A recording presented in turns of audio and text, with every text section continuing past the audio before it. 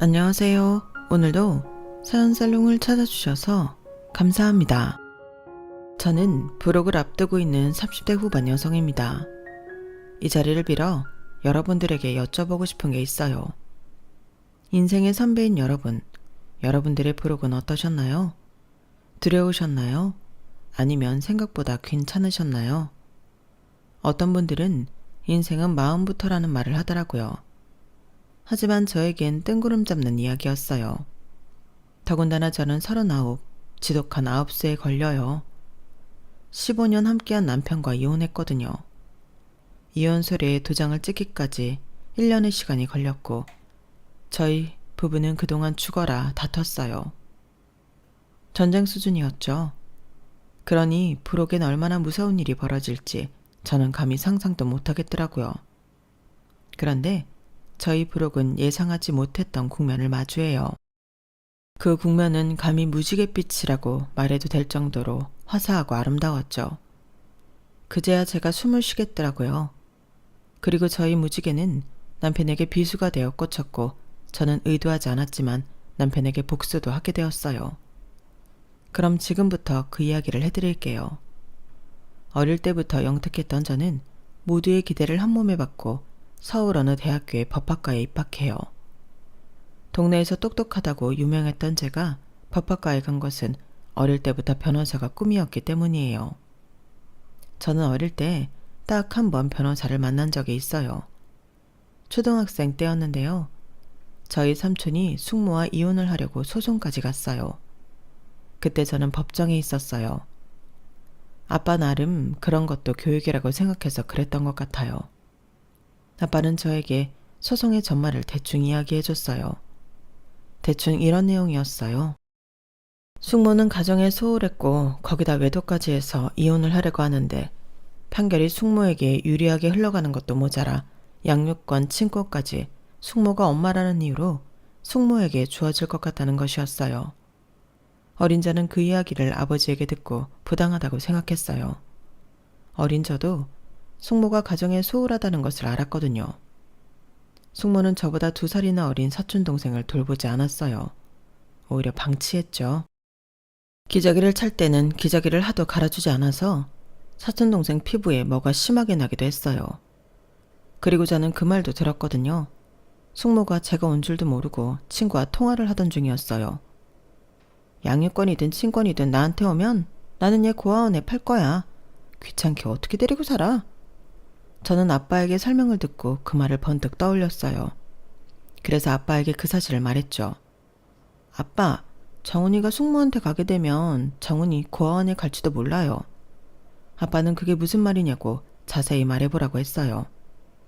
제 이야기를 들은 아빠는 씩씩거리며 법정에서 소란을 일으켰어요. 숙모를 향해 손가락질하며 소리를 질렀죠. 저런 악마 같은 여자한테 조카를 맡길 수 없습니다. 결국 판사는 휴정을 선언했고 그 사이 아빠가 변호사에게 모든 걸 이야기했어요. 그리고 저는 증인으로 신청되어 증언을 했고 숙모로부터 사촌 동생을 지킬 수 있었어요. 그리고 그 이후로 저희 꿈은 변호사가 되었죠. 변호사가 되겠다고 노래를 불렀어요.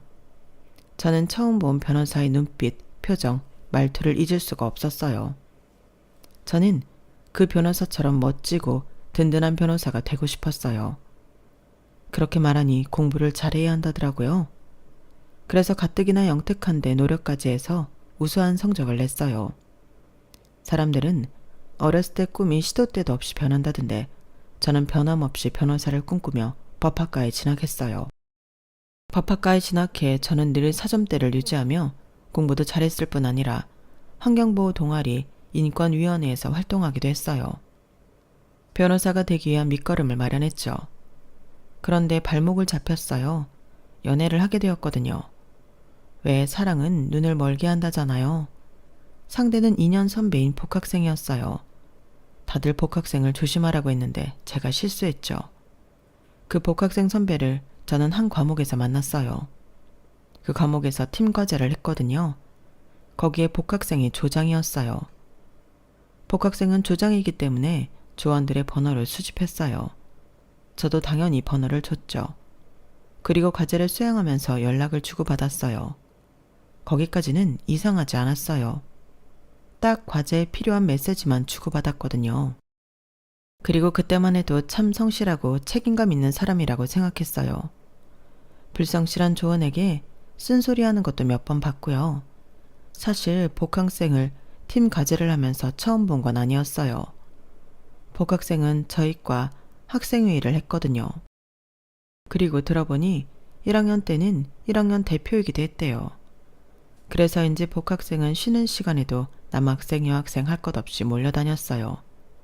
그러면서 어디를 가자, 저기를 가자 이런 이야기를 하더라고요. 그래서 처음엔 복학생을 보고 참 놀기 좋아하는 스타일이구나 했어요.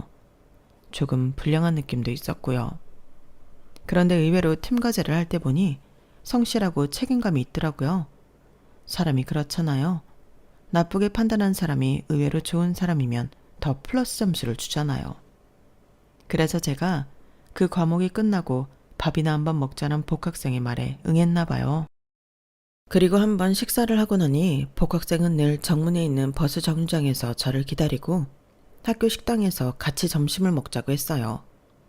그리고 커피도 사주고 끝나고 어디 가냐고 묻고 도서관에서 공부를 한다니까 같이 하자고 했어요.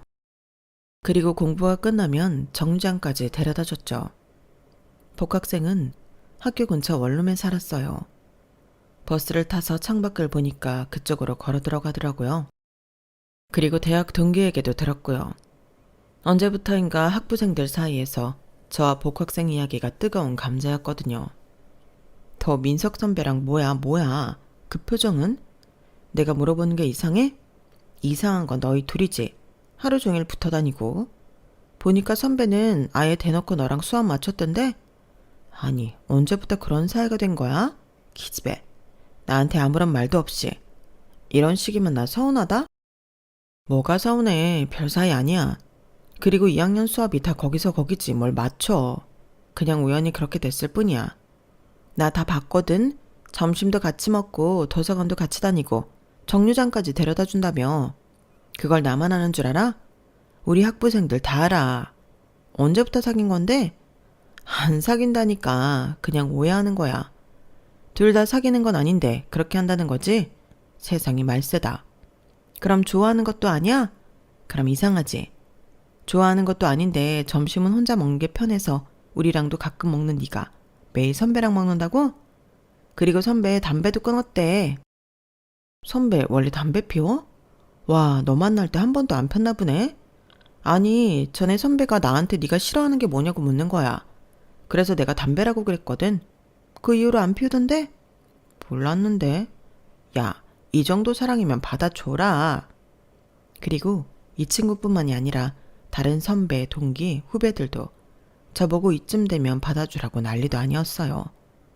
저는 아니라고 오해라고 하면서 답답해했어요. 솔직히 고백도 안 받았는데 뭘 받아주고 자실 거예요. 고백도 안 받았는데 뭘 받아줘요. 고백도 안 했어? 저기 민성이 간다. 야, 민석아.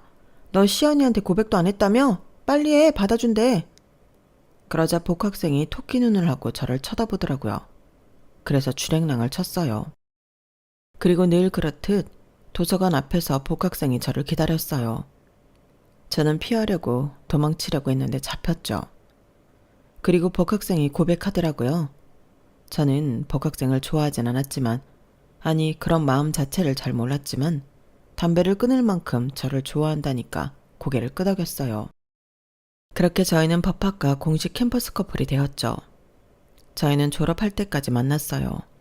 그러면 졸업을 하고 헤어졌냐고요? 아니요. 저희는 대학 선배, 동기 후배를 놀라 뒤로 자빠지게 했어요. 왜냐하면 2월에 졸업을 하자마자 저희 커플이 결혼을 했거든요. 사실 이 이야기는 조금 난처하고 부끄러운 이야기예요. 아는 사람들만 아는 이야기이기도 하고요. 제가 졸업시험을 치고 몸이 안 좋았는데 생리도 하지 않았어요. 그래서 혹시 몰라서 확인해보니 임신을 했더라고요. 그 사실을 남편에게 알렸어요. 남편의 원룸에서요. 남편은 한참이나 말이 없더니 책임지자고 말했어요. 책임지자. 어쨌든 우리가 저지른 일이니까 책임져야지. 나는 그럴 수 있어. 그런데 너는 어때? 너는 낳고 싶어? 제가 아무 말도 하지 못하자 남편은 저를 안고 안심시켰어요. 그리고 남편은 먼저 제 친정을 찾아갔고 그 뒤에 시댁을 찾아갔어요. 친정에 갈 땐 같이 갔고 시댁에 갈 땐 남편 혼자 갔어요. 저희 친정은 난리가 났어요. 변호사가 되겠다는 원대한 꿈을 키우던 딸이 임신을 해서 결혼을 한다고 하니 안 그러겠어요? 아빠는 안방으로 들어가고 엄마는 뒤로 넘어갔죠. 그래도 남편은 꿋꿋이 저와 아이를 책임지고 싶다고 말했어요.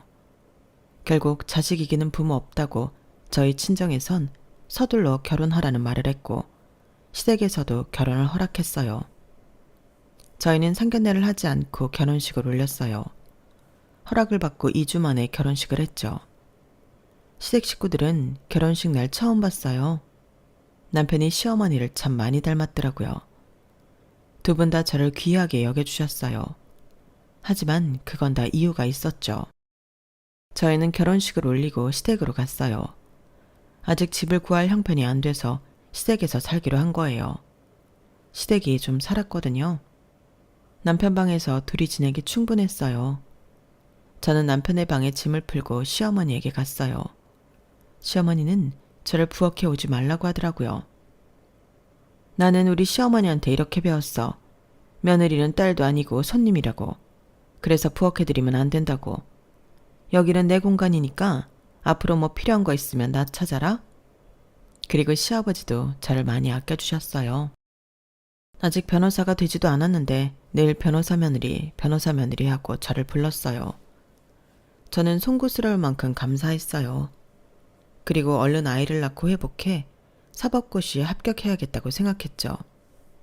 그리고 임신을 했을 때도 초기엔 몸이 괜찮아서 틈틈이 공부를 했어요.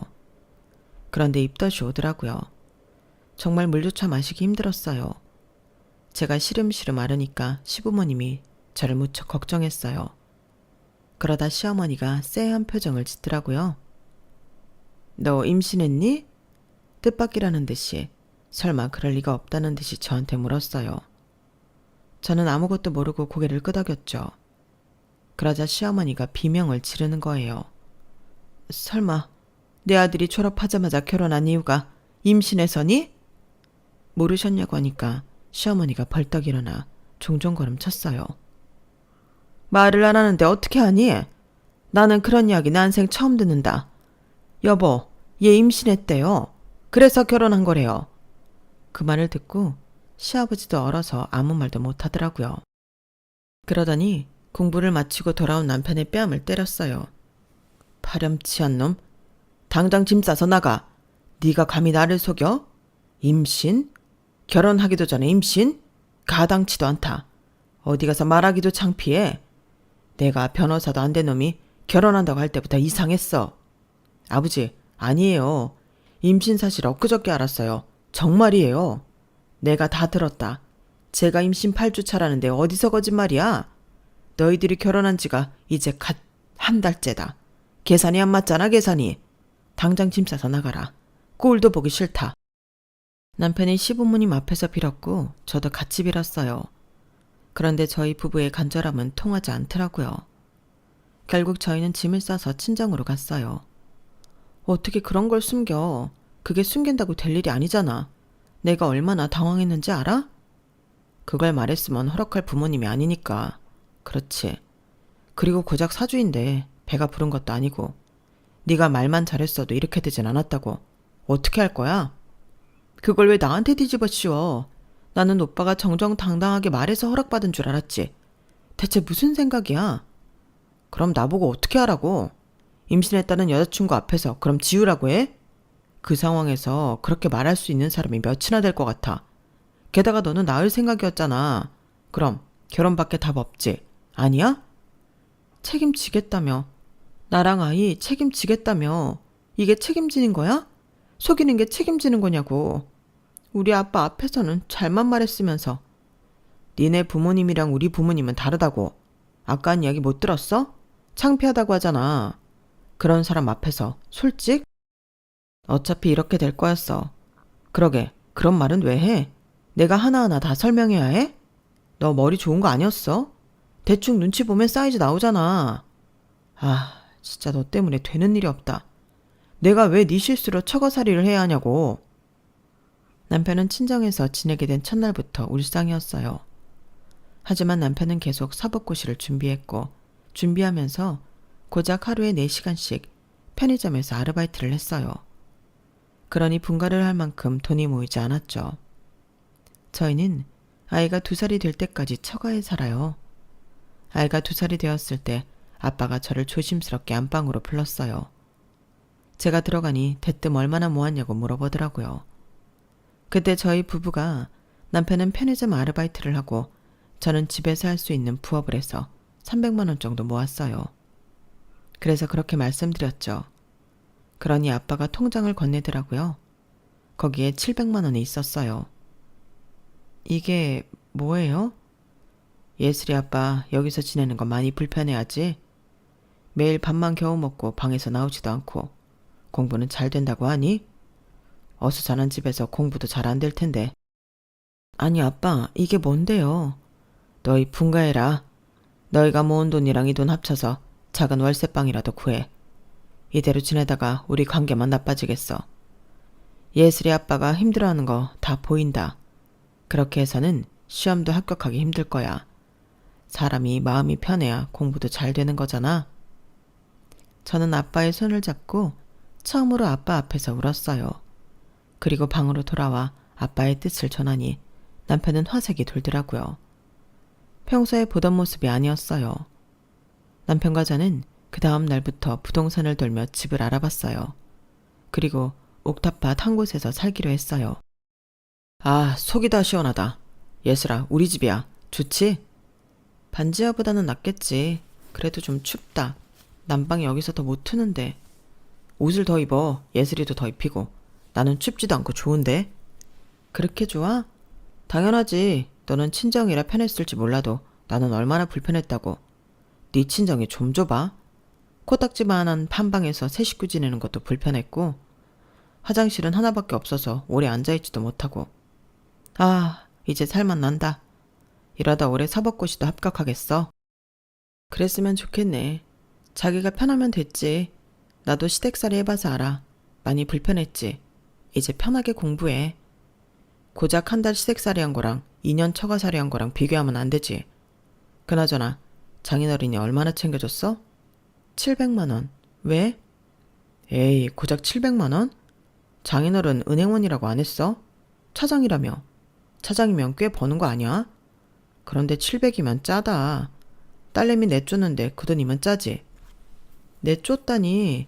자기 편하게 지내라고 보태주신 건데 자기들도 불편하니까 돈 쥐어주고 내쫓은 거지. 자기들도 좀 불편했겠어? 너무 은혜롭게만 생각하지 마. 사람들은 이기적이야. 어떻게 해서든 자기 이익을 생각하게 되어 있어. 너도 알잖아. 남편은 그렇게 말하며 공부를 할 거니 부르지 말라고 하나밖에 없는 방으로 들어갔어요. 저는 그때부터 다양한 회사의 법무팀에 입사 지원을 시작했죠. 다행스럽게도 한 회사에서 저를 합격시켜줬어요. 그렇게 첫 출근을 하게 되었죠. 그런데 관문이 있었어요. 아이 때문에요. 저는 처음에 아이를 놓고 가려고 했어요. 집에 남편이 있으니까 그땐 아르바이트도 하지 않고 집에서 공부만 했거든요. 그래서 아이를 좀 맡기려는데 공부를 하는데 아이를 어떻게 보냐며 친정에 맡기라는 거예요. 그래서 저는 정말 미안하지만 아이를 엄마에게 맡기고 출근했어요. 그리고 2번째 관문이 있었어요. 아이가 제가 출근을 할 때마다 울었어요.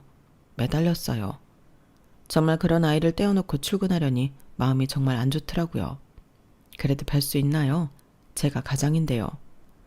저는 마음을 강하게 먹었어요. 제가 한 회사의 법무팀에서 일을 하는 동안 남편은 계속 변호사 준비를 했어요. 처음에 저는 말리지 않았어요. 남편의 꿈을 응원해주고 싶었고 어쨌든 저도 꿈이 변호사였기 때문에 남편이라도 되기를 바랐어요. 하지만 남편은 3번째 시험도 4번째 시험도 떨어졌어요. 5번째 시험도 떨어졌죠. 그러는데 솔직히 옆에서 보니까 지치더라고요.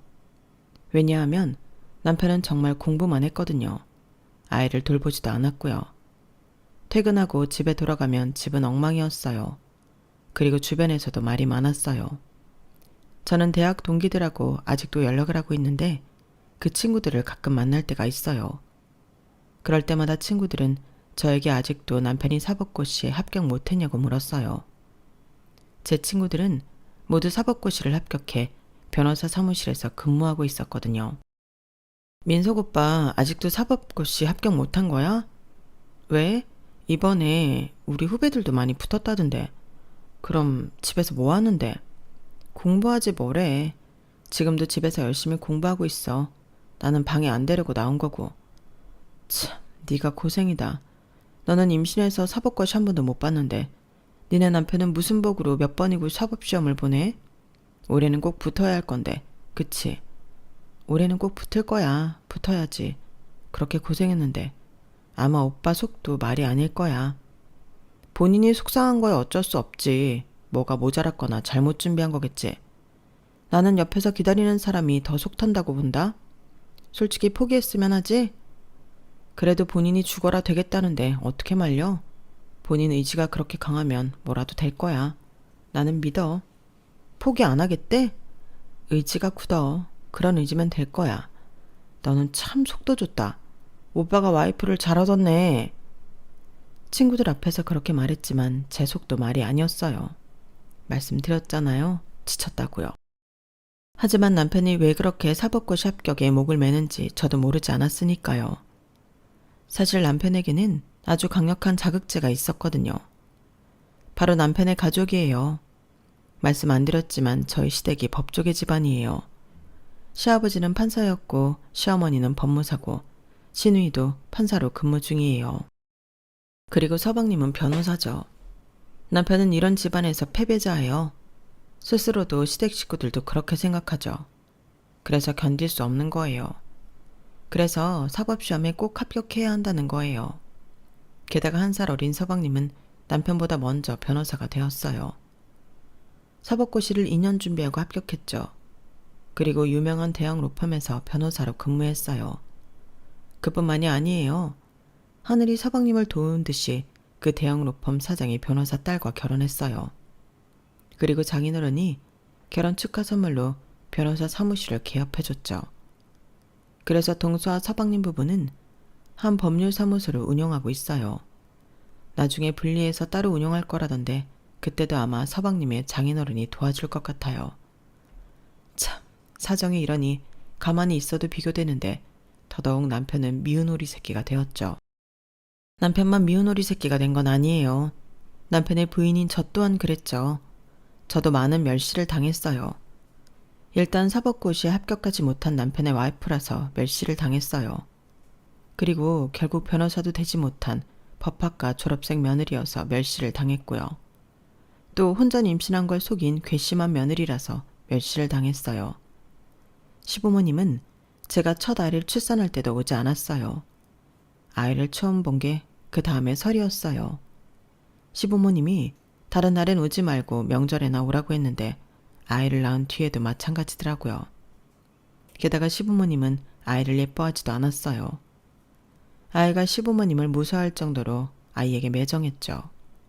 나중엔 저도 아이를 데리고 가기 싫더라고요. 그래서 친정에 맡기고 시댁에 간 적도 많아요. 하지만 그럴 때도 아이는 어디 갔냐고 시부모님은 묻지 않았어요. 그리고 서방님이 결혼을 하고 나서는 저희 가족만 빼고 해외여행을 가기도 했고요.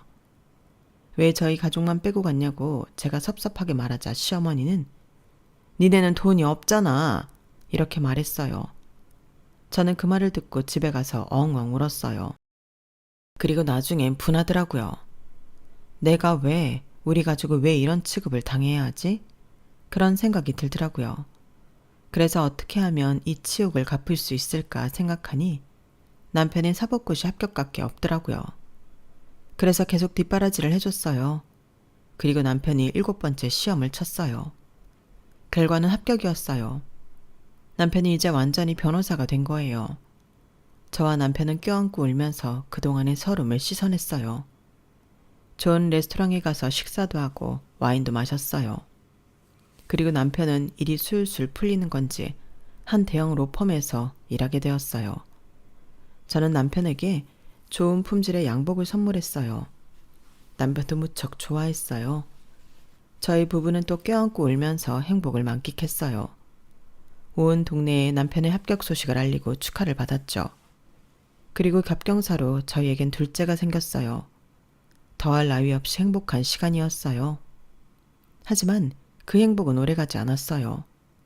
남편이 변호사가 되고 처음 시댁에 간 날이었어요. 시부모님은 남편이 겨우겨우 변호사가 되었는데도 불구하고 축하한다는 말 한마디를 안 했죠. 평소와 같았어요. 평소와 같이 저희 부부를 무시했죠. 솔직히 남편도 저도 기대를 했어요. 축하한다는 말이나 고생했다는 말을 기대했어요. 그런데 시부모님뿐만 아니라 서방님도 동서도 별 말 없이 자기들끼리 이야기를 하더라고요. 그래서 제가 남편이 사법고시에 합격했다고 아냐고 물었어요. 그거야 너희들이 전화해서 말해줬잖니. 왜? 결과가 잘못되었대? 아니요. 그런 일이 어딨어요. 중요한 시험인데 결과가 잘못되었다뇨. 그래? 그럼 갑자기 그 얘기는 왜 꺼낸 거야? 설마 변호사 된 거 축하해달라고? 어머 형님, 7번째 시험 붙은 게 뭐 자랑이라고 축하를 해요. 올해는 당연히 붙었어야죠. 이제 사법고시도 폐지된다는 말이 나오는 마당에 올해라도 안 붙으면 답이 없죠. 그래, 아가 말이 맞다. 올해는 당연히 붙었어야지. 올해도 안 붙었으면 나는 너희 얼굴도 안 봤을 거다. 할 수 있다면 호정해서 팔았지 싶어. 그런데 우리가 케이크라도 사다가 축하해 주길 바랐냐? 비싼 와인이라도 사서 한잔 하길 바랐어? 웃기는구나. 옛 저녁에 붙어야 했다. 네 동생은 한 번 떨어지고 붙었는데 형이라는 놈이? 그래도 제가 어렵게 합격했잖아요. 그런데 어떻게 수고했다는 말 한마디가 없어요. 그리고 한 번에 붙든 10번에 붙든 변호사 된 건 다 똑같잖아요. 다 똑같은 변호사라고요. 다 똑같은 변호사? 네가 아직 실무를 안 해봐서 모르나 본데 한 번에 붙은 거랑 10번에 붙은 거랑 실무에서 차이가 나는 거다. 거기서 차이가 나는 거라고. 다 똑같다고? 그래. 사람들이 너한테 대놓고 티내진 않겠지. 하지만 뒤에선 다 수군거린다. 아마 네 로펌 사람들 다 알 거다. 네가 7번 만에 합격한 거 말이야. 그럼 제가 보여드릴게요. 한 번에 붙든 10번에 붙든 능력은 다 똑같다는 거. 다 똑같은 변호사라는 거 보여드릴게요. 제가 동생보다 훨씬 빨리 성과 낼 거고 돈도 많이 벌 겁니다. 장담해요. 동생이 2년 만에 변호사 사무실 개업했죠? 저는 그것보다 빨리 개업할 거예요. 뭐? 네가 무슨 수로? 네가 우리 민철이처럼 똑똑하기라니 집안 빵빵한 와이프를 가졌니? 우리 미란이 봐라. 자기가 변호사인 것도 모자라 사돈어른 변호사 로펌 사장에 이사에 사위한테 결혼 축하 선물로 사무실 개업시켜주고 새 아파트에 외제차까지. 네가 이럴 수 있다고? 네가 이렇게 될 수 있다고? 내가 웃음이 나온다. 그래, 사람이 꿈을 크게 가져야지. 그런데 네 쥐뿔도 없는 와이프 덕에 너는 민철이만큼 성공 못해. 너는 분가에서 고작 옥탑방 구했잖아. 나는 돈을 줘도 거기서 안 산다. 비위도 좋지 둘 다. 어머니랑 아버지는 그런 말 하실 자격 없어요. 임신한 며느리 내쫓고 나중엔 우리 예슬이 얼굴 쳐다보지도 않았죠. 어디 한번 우리 강아지라고 불러준 적 있어요? 그런데 저희 장모님은 예슬이 키워주기까지 했어요. 그리고 옥탑방이요? 그때 어머니 아버지는 뭐 하셨는데요? 저희한테 10원 한 장 보태주시기나 했어요? 그렇지도 않았으면서 어떻게 그런 말을 해요? 저는 남편이 그렇게 말해줘서 정말 고마웠어요. 그렇게 생각하는 줄 몰랐거든요. 저는 남편이 저희 아빠가 은행원 시계나 되면서 700만 원밖에 주지 않았냐고 말했던 것을 오랫동안 기억했는데 그때 그 상처가 식혔어요. 하지만 시부모님은 남편의 반박에 꼼짝도 안 했어요. 그래, 그렇게 고마운 사돈이 네 할머니 돌아가셨을 때 부조금을 10만 원 하니? 우리 미란이 부모님은 얼마 있는 줄 알아? 무려 500만 원을 했어. 게다가 네 장인 장모는 와서 밥까지 축내고 갔지. 내가 어처구니가 없어서. 어떻게 말을 그렇게 해요? 오신 것만으로도 감사한 일이죠. 누가 오라고 했니? 그런 자리엔 돈만 보내고 안 오는 게 나아. 말이 나와서 하는 말인데 나는 민석이 네가 장인 될 사람이 은행에서 좋은 자리를 맡고 있다고 해서 덜컥 믿었다. 그런데 만년 차장이잖니? 지점장 정도는 되어야 우리랑 수준이 맞지 않겠어? 야, 니네 아빠 언제 승진한다니? 저는 입을 다물 수밖에 없었어요. 저희 아빠가 만년 차장인 건 사실이니까요. 저는 아빠가 승진 문제 때문에 오랫동안 스트레스가 크다는 것을 알면서도 그 순간 아빠를 원망했어요. 그리고 제 자신이 너무 초라하게 느껴졌죠. 법학과를 다니던 시절 저는 정말 변호사가 되고 싶었어요. 변호사가 되어 어려운 사람들에게 도움이 되고 싶었죠. 하지만 예기치 못한 순간에 아이가 생기고 엄마가 되었잖아요. 그리고 엄마가 된 저는 변호사가 되기 위한 시험을 단 한 번도 치르지 못했고요. 하지만 그럼에도 저는 불행하지 않았어요. 아내의 삶이, 엄마의 삶이 행복했어요. 변호사의 꿈이 좌절된 게 아니라 제게 새로운 삶이 찾아온 거라고 그렇게 생각했어요. 그런데 그 순간 그런 저의 울타리가 와르르 무너졌어요. 생각이 쓰나미가 마을을 뒤엎듯이 엉망이 되었죠. 저는 제가 부끄러웠어요.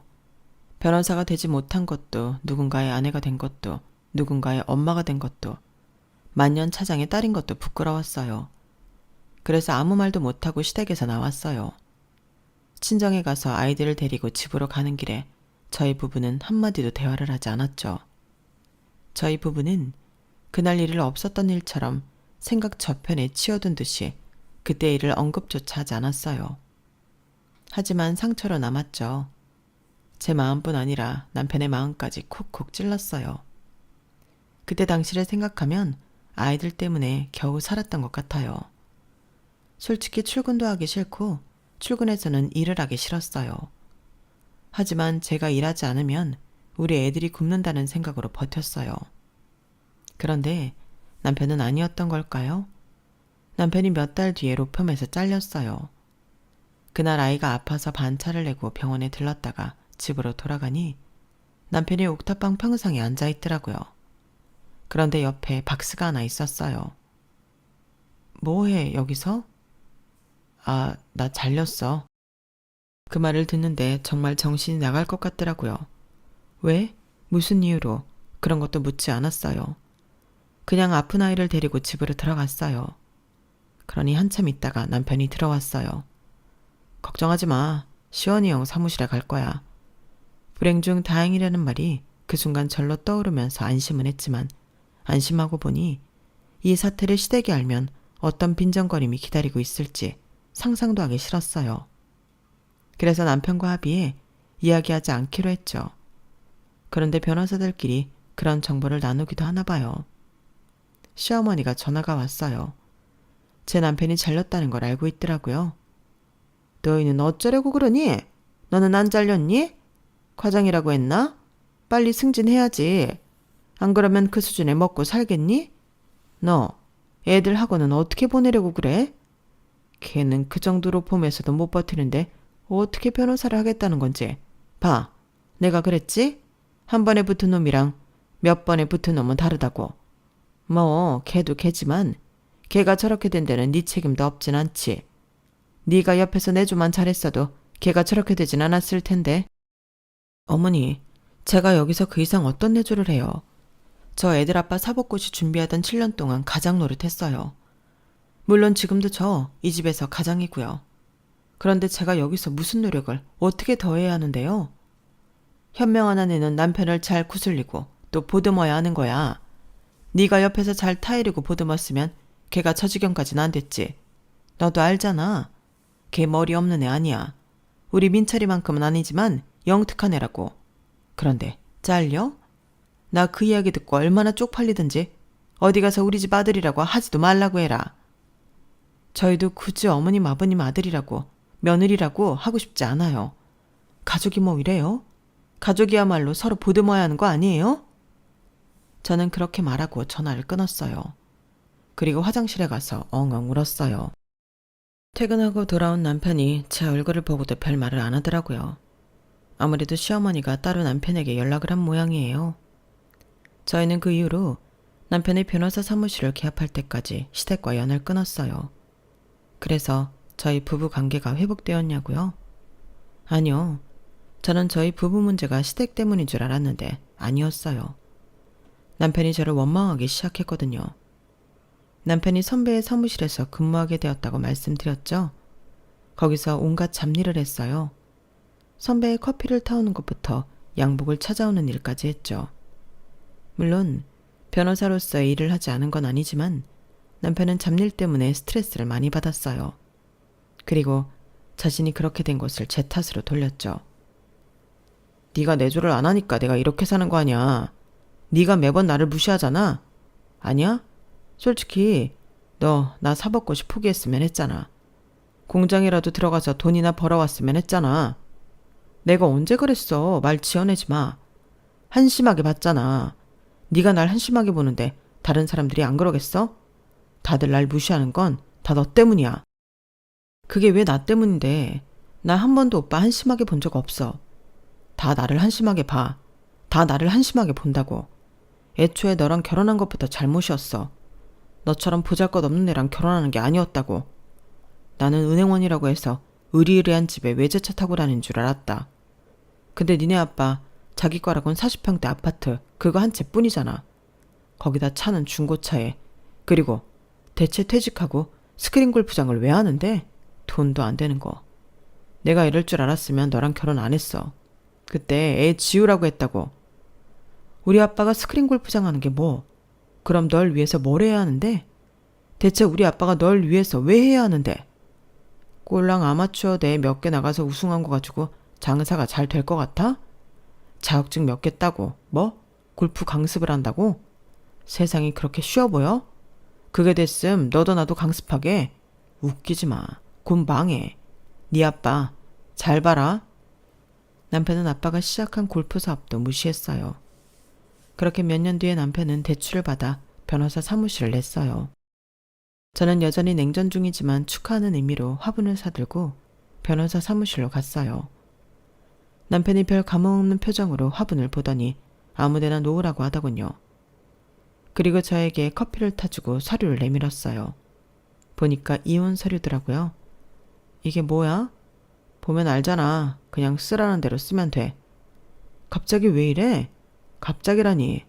우리 몇 년 동안 냉전이었어. 밥만 애들 때문에 겨우 같이 먹었지.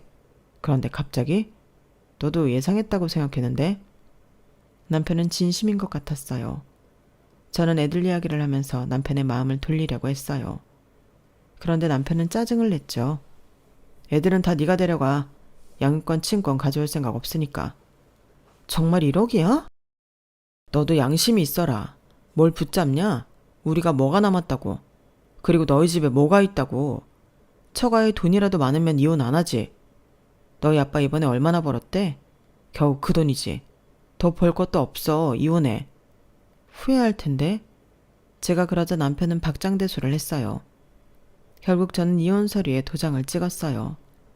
남편은 약속대로 양육권과 친권에 손대지 않았고 저는 양육비를 약속받았죠. 하지만 1년 동안 남편은 양육비를 주지 않았어요. 대학 동기들의 말을 들어보면 사무실은 여전히 운영하고 있다던데. 하지만 저는 전 남편과 연락을 하기 싫어서 냅뒀어요. 그런데 어느 날 전 남편이 저를 찾아왔더라고요. 전 남편과 이혼을 한 뒤에 저희 식구들은 작은 빌라로 이사를 했는데 거기를 어떻게 한 건지 말이에요. 무슨 일이냐고 물으니까 대뜸 저희 아빠 근황을 물었어요. 장인어른 스크린 골프장 옮겼어? 아니, 더 늘었지. 뭐? 어떻게? 그게 궁금해서 찾아온 거야? 애들이 어떻게 지내는지는 안 물어? 와, 아니 내가 사무실 개업할 때 이랬어야지. 내가 지금 빚이 얼만데?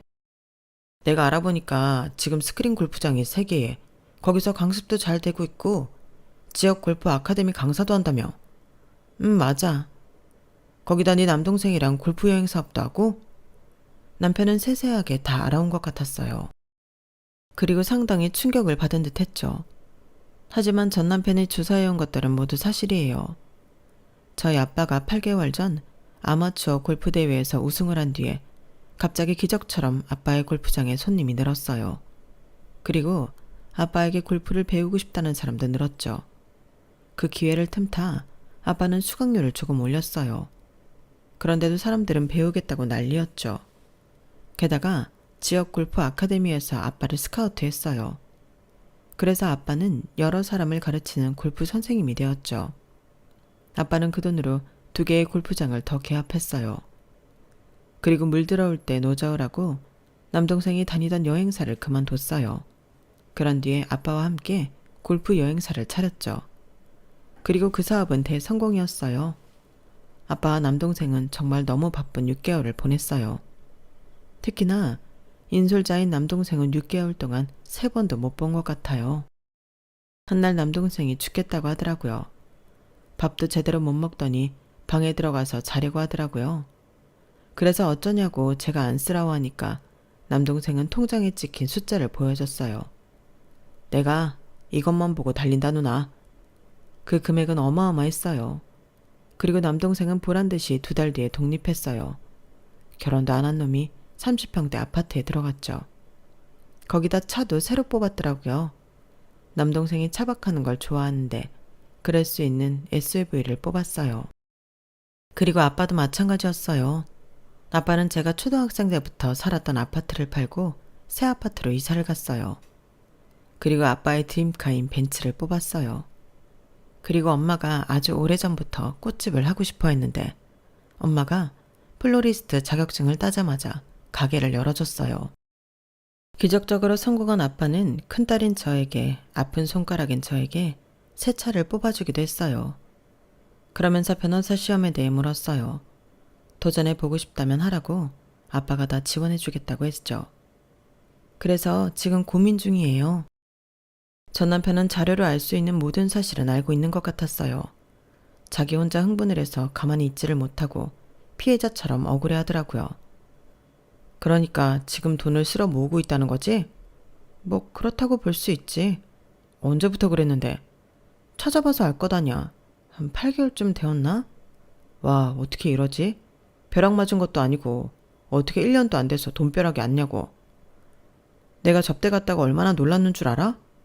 아니, 골프장 사장이랑 친하다고 셋이 치자고 해서 가보니까 장인어른인 거야.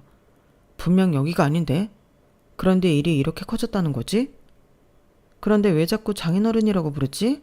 거슬리게. 제가 그렇게 말하자 전 남편이 토끼 눈을 하고 쳐다봤어요. 네가 적어도 양심이 있으면 그 사실을 알고도 날 찾아오면 안 되지. 너 1년 동안 약속한 양육비 준 적이라도 있니? 아니면 애들 어떻게 지냐고 물어본 적은 있어? 어쩜 사람이 이렇게 간사하고 지저분하니? 아무리 부성애가 후천적인 거라지만 적어도 1년 만에 나를 찾아왔으면 애들 안부부터 물어야 아빠 아니니? 너 같은 거한테 일말의 기대를 한 내가 한심하다. 앞으로 나도 애들도 찾아오지 마. 친정에 가지도 말고. 왜 이래? 내가 너무 놀라고 급해서 먼저 그 이야기가 나온 거지. 애들은 잘 지내?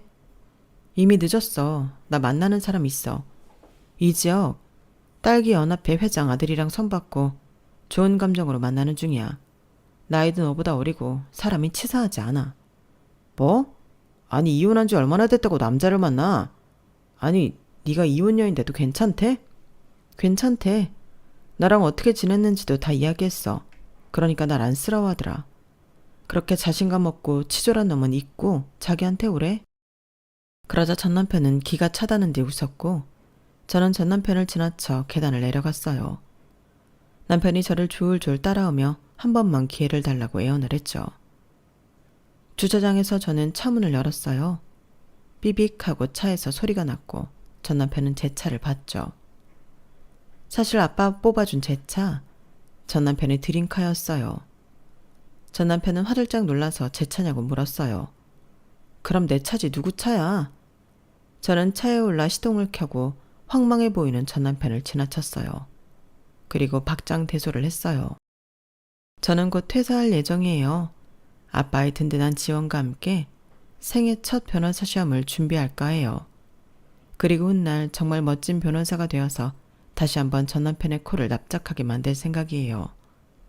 여기까지가 제 사연입니다.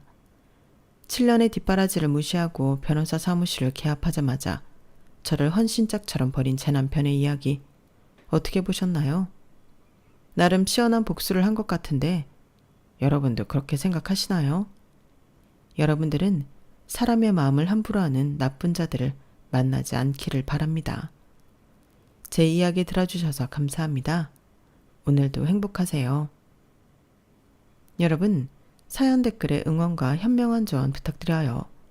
좋아요와 구독은 저에게 큰 힘이 됩니다. 오늘도 좋은 일 가득하세요.